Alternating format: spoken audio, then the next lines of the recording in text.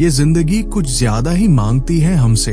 हर वक्त कुछ और बेहतर करने का दबाव और परफेक्शन और जवाब। मोबाइल स्क्रॉल करते हुए जब आप दूसरों की जिंदगी देखते हो तो लगता है जैसे सबकी जिंदगी आगे बढ़ रही है और आपकी वही की वही अटकी हुई है उलझनों और दर्द में। आप मेहनत करते हैं, सपनों के पीछे भागते हैं, आदतें बनाते हैं, खुद को ऐसा दिखाने की कोशिश करते हैं कि जैसे आप बिल्कुल मजबूत हैं। लेकिन रात के उस सन्नाटे में जब सब कुछ शांत हो जाता है, एक सवाल अंदर से धीरे से उठता है, क्या बस यही है? क्या मैं वाकई में ऐसा ही हूँ? क्या जिंदगी को ऐसे ही महसूस होना चाहिए? और अगर ईमानदारी से कहें तो आप थक चुके हैं, सिर्फ शरीर से नहीं आत्मा से भी। थक चुके हैं सब कुछ संभालने की कोशिश में, थक चुके हैं वो मुस्कान पहनने में जब दिल अंदर से टूटा होता है, थक चुके हैं एक हाथ में दर्द और दूसरे हाथ में सपने लिए घूमते रहने में। ये समझ ही नहीं आता कि किसका क्या करे। लेकिन आज मैं उस थके हुए दिल से बात करना चाहता हूँ। मैं उस चीज के बारे में बात करना चाहता हूँ जो सुनने में बहुत सीधी लगती है लेकिन बहुत गहरी है। समर्पण। सिर्फ अपने दर्द का नहीं, टूटे हुए रिश्तों, अधूरे ख्वाबों और जो कुछ नहीं हो पाया उसका नहीं, बल्कि उस चीज का जो आपने अब तक थामे रखा है। वो सपने जो रातों को जगाते हैं, वो लक्ष्य जिन्हें पाने के लिए आपने सब कुछ झोंक दिया, वो आदतें जो आपने सालों में बनाई हैं और वो पहचान जिससे आप चिपक गए हैं। और भगवान कह रहे हैं, मैं तुम्हारे दर्द में नहीं, तुम्हारी चाहतों में भी तुम्हारे साथ चलना चाहता हूँ। तुम्हारे हर हिस्से में। मैं सिर्फ तुम्हारा टूटा हुआ हिस्सा नहीं चाहता, मैं तुम्हारा पूरा दिल चाहता हूँ। शायद ये डरावना लगे। समर्पण मतलब अक्सर लगता है जैसे कुछ खो जाएगा, लेकिन भगवान के हाथों में समर्पण का मतलब खोना नहीं होता, बल्कि वो खुद को फिर से पाना होता है। भगवान आपको मिटाने नहीं आए हैं, वो आपको उस रूप में वापस लाना चाहते हैं जो आपने डर, तुलना, दबाव और दर्द में खो दिया था। जो रूप उन्होंने प्यार से गढ़ा था इस दुनिया के शोरगुल से पहले। वो आपसे बस इतना कह रहे हैं, मुझे तुम्हारी इजाजत चाहिए, तुम्हारा नियंत्रण नहीं। कुछ सपने जो आपके दिल में हैं, वो भगवान ने ही वहां रखे हैं, लेकिन कुछ वो आपने तब अपनाए थे जब आपको डर था पीछे छूट जाने का, क्योंकि किसी ने आपको बताया कि सफलता कैसी दिखती है, क्योंकि तुलना ने आपको यकीन दिला दिया कि आपकी जिंदगी काफी नहीं है। और तब से आप उन सपनों के पीछे भाग रहे हैं, किसी को कुछ साबित करने के लिए, उन लोगों को जो आपकी आत्मा को जानते भी नहीं। आप थक गए हैं क्योंकि आप एक ऐसी मंजिल की ओर दौड़ रहे हैं जहां भगवान ने कभी बुलाया ही नहीं। और अब वो कह रहे हैं, आओ मिलकर देखते हैं, मैं तुम्हें दिखाऊंगा कौन से सपने जीवन देंगे और कौन से तुम्हें मुझसे दूर ले जा रहे हैं। और फिर बात आती है आपकी पहचान की, आप कौन हैं? हम में से कई लोगों ने खुद को बस जिंदा रहने के लिए एक रूप दे दिया है। आप मजबूत बन गए क्योंकि और कोई नहीं था। आप सफल होने की होड़ में लग गए क्योंकि आपको लगा कि आपको अपनी कीमत साबित करनी है। आप शांत हो गए या बहुत बोलने लगे या मजाकिया बन गए क्योंकि यही वो तरीका था जिससे आप खुद को महसूस करा पाए। लेकिन भगवान इन सब से परे देखते हैं। वो आपकी संवेदनशीलता, आपका ह्यूमर, आपकी ताकत, आपकी जिज्ञासा को देख रहे हैं। कमजोरी नहीं, बल्कि एक दिव्य डिजाइन के हिस्से के रूप में। वो आपको वैसे ही स्वीकार करते हैं जैसे आप हैं, लेकिन वो आपको और गहराई से आकार देना चाहते हैं।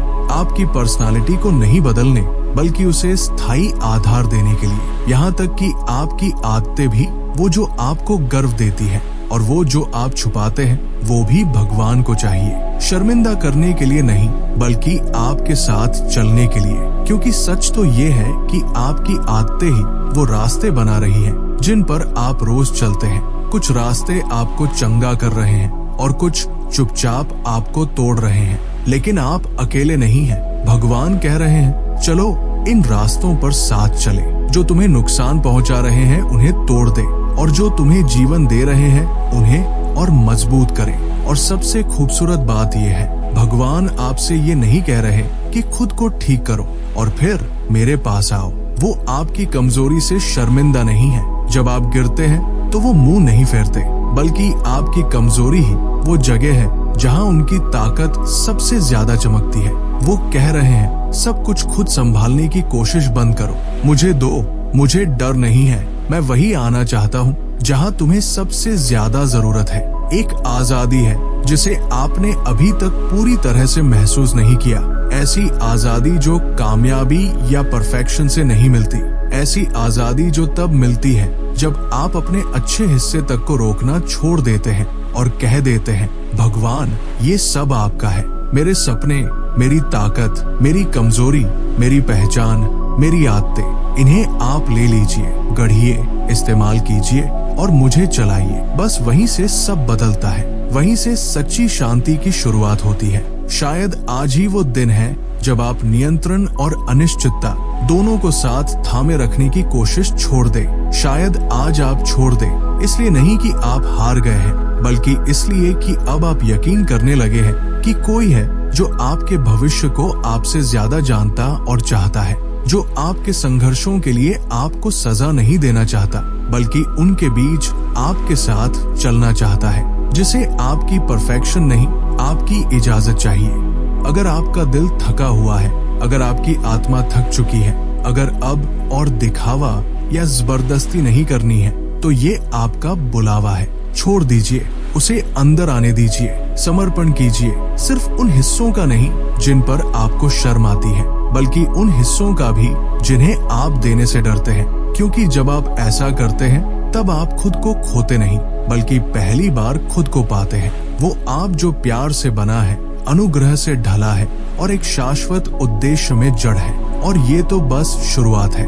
एक पल रुकिए और सच में सोचिए, समर्पण सुनने में जितना अच्छा लगता है, हकीकत में उतना ही कठिन इसलिए है क्योंकि इसमें हमें अपना नियंत्रण छोड़ना होता है। और हम में से ज्यादातर लोग नियंत्रण के आदी हो चुके हैं। अहंकार की वजह से नहीं, डर की वजह से। डर की कुछ फिर से टूट न जाए, डर की वही दर्द फिर से न आ जाए, डर की समय, रिश्ते, मौके सब छिन न जाए। इसलिए हम प्लान बनाते हैं, ज्यादा सोचते हैं, जिंदगी को एक पजल की तरह सुलझाने की कोशिश करते हैं। और फिर जब चीजें फिर भी बिगड़ती हैं, लोग छोड़ जाते हैं, दरवाजे बंद हो जाते हैं, योजनाएं फेल हो जाती हैं, तो या तो हम टूट जाते हैं या और ज्यादा मेहनत करने लगते हैं ताकि सब कंट्रोल में रहे।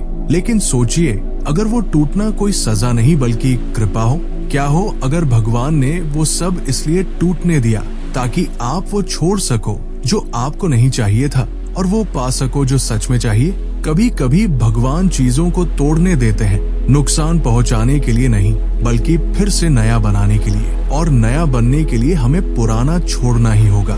इसलिए आप अब कोशिश बंद कर सकते हैं, फिर से सांस ले सकते हैं, अनुग्रह में विश्राम कर सकते हैं। आपको भगवान के प्यार में पहुंचने के लिए पहाड़ चढ़ने की जरूरत नहीं है। वो पहले से आपको घेरे हुए है। बस भागना छोड़िए। उसका प्यार आपकी मेहनत का इनाम नहीं है, आपका समर्पण स्वीकार करने का तोहफा है।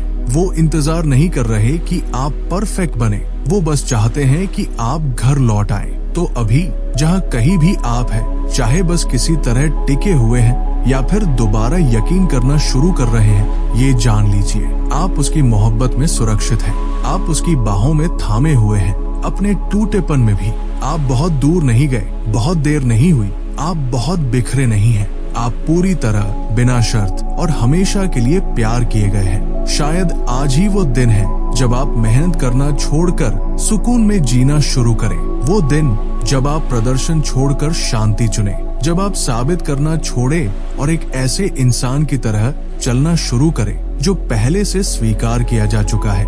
यही है समर्पण की ताकत, यही है अनुग्रह का तोहफा। तो छोड़ दीजिए डर, मेहनत, शर्म, नियंत्रण, सब छोड़ दीजिए और गिरिए, नॉट किसी खालीपन में, बल्कि उस भगवान की बाहों में जो कब से आपका इंतजार कर रहे थे।